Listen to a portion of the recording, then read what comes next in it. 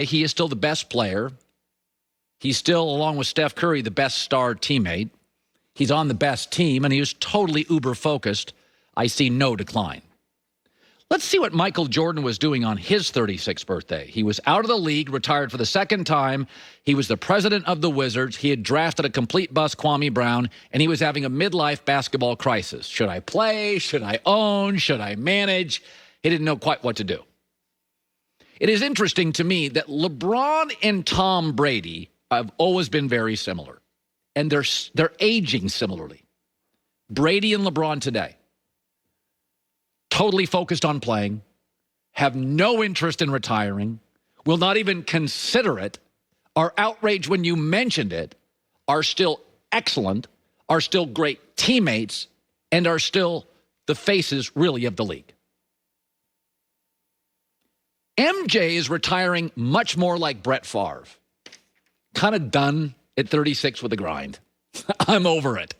I don't want new styles and offenses. I am what I am.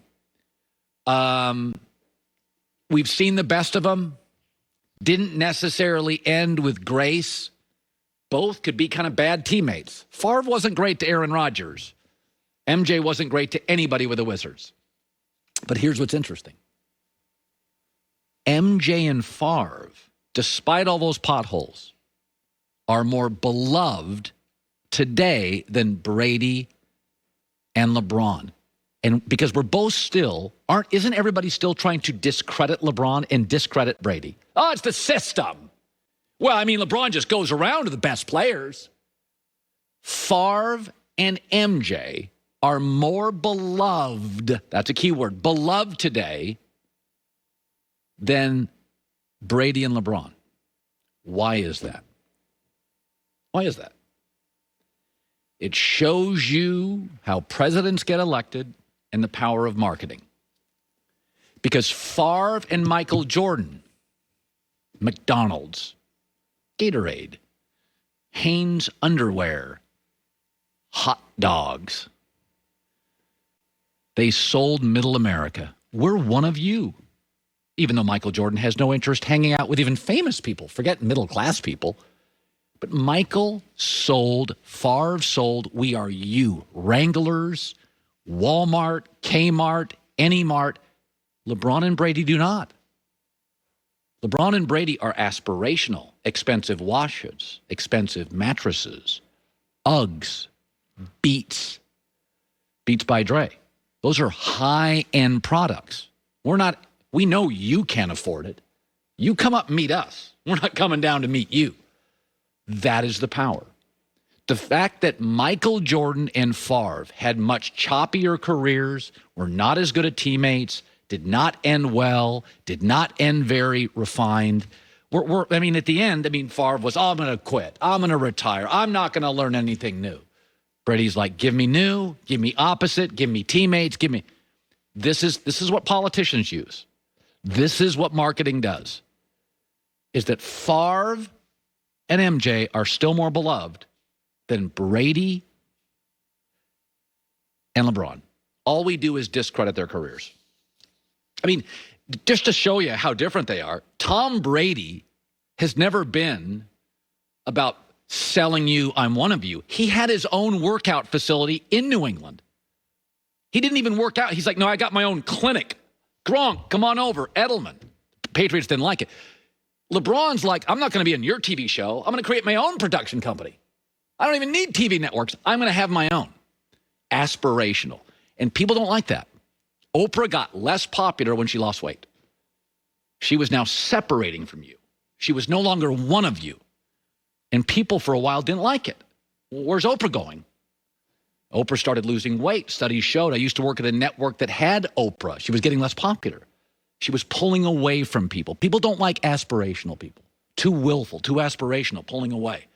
Be one of us. Peyton Manning, Oreos. He doesn't need Oreos. Tiger Woods, Buick. He didn't drive a Buick. Derek Jeter, Chevy. He's got a Maserati. But it's in Michael's instance, it's really the brilliance, perhaps. Instead of a criticism, it's the brilliance of Michael. Michael's not eating hot dogs. Michael's not wearing Hanes. Probably didn't drink much Gatorade. He likes his wine and his cigars. But happy 36th birthday to arguably the greatest basketball player of all time, and a guy who I do think is a much better teammate. Coming up next, I'm going to give you a what-if scenario. It's a hypothetical. I hate these. 12-4. They're not 11-5. You watch their defense. Dalton's the better pure passer. Dak's the better athlete. And here's why it's important. Because if the Dallas Cowboys offered Andy Dalton a $37 million contract, they would lose fans. Jerry would need to sell the team. It would be an outrageous proposition. That's what Dak wants. It's not that I don't like Dak. If you paid Dalton more than $18 million a year, it would be widely criticized by everybody. Dak wants over double that. And he's not twice the player. That is the Dak dilemma. I'm not anti-Dak. I'm anti what Dak wants for what Dak is. Last 6 games for Dak Prescott and Andy Dalton. Go to their last 6 games. They have identical records. They both complete about 67, 68.